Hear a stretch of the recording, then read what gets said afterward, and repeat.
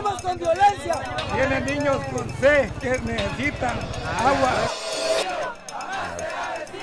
Dozens of National Guard police. I'm on the Guatemala-Mexico border.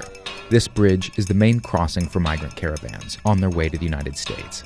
But this group, which left Honduras in mid-January, is about to hit a barrier, and they're still over 1,000 miles from the U.S. border. Si ellos ya se atreven, no lo dejan pasar, vamos a tener que hacer la violencia.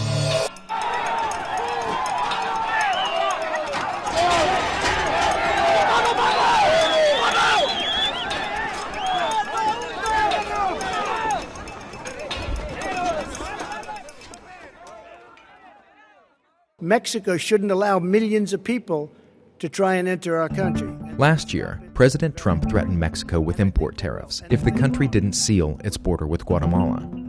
So Mexico deployed a newly formed security force to block migrants from entering. Now this wave of some 4,000 migrants is putting enforcement here to the test. I wanted to see how Mexico would handle the challenge. What I find is a country taking a much harder line on its southern border in response to U.S. pressure. I witnessed 3 attempts by migrants to cross into Mexico, each time met with increasing force.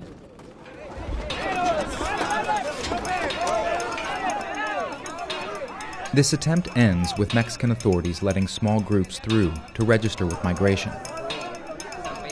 It's a legal obligation, and also a way of breaking up the caravan. Once in Mexico, the first thing migrants hear is a warning from the U.S., repeated over a loudspeaker. No se deje engañar. No es un hecho que Estados Unidos le otorgará asilo. Al contrario, lo podría regresar de inmediato a Guatemala. And then an offer to send them home. México le ofrece oportunidad de empleo en su país de origen. En México da la opción de regresar y trabajar en nuestra tierra, en Honduras, pero eso es imposible. By the end of the day, close to 2,000 migrants have registered to stay in Mexico, many with the goal of someday still reaching the U.S. What they don't know is that Mexico will end up returning most of them to Honduras. It's a new day, and more migrants are on the border, undeterred and ready to cross into Mexico.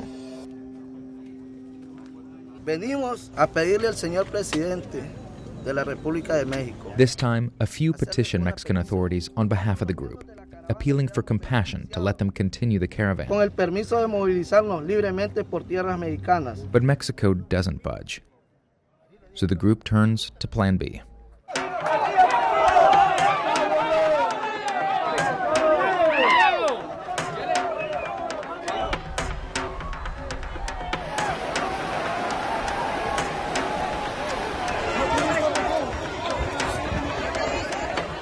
Border security are waiting for them on the other side of the Suchiate River.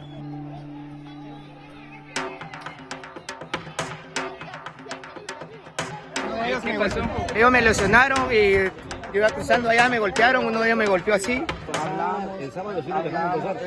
The standoff ends with the migrants staying put in Guatemala and waiting for an opportunity to try to cross again.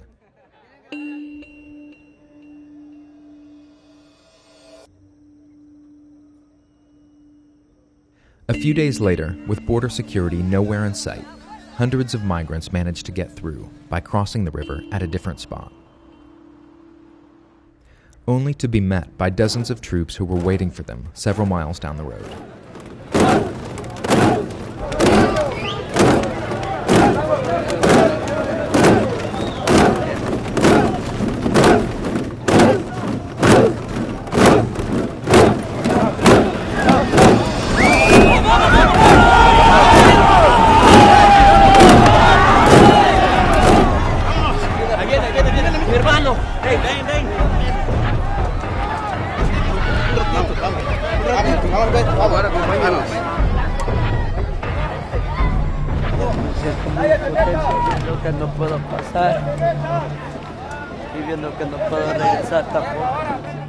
Some 800 people are rounded up and forced onto buses, soon to be deported.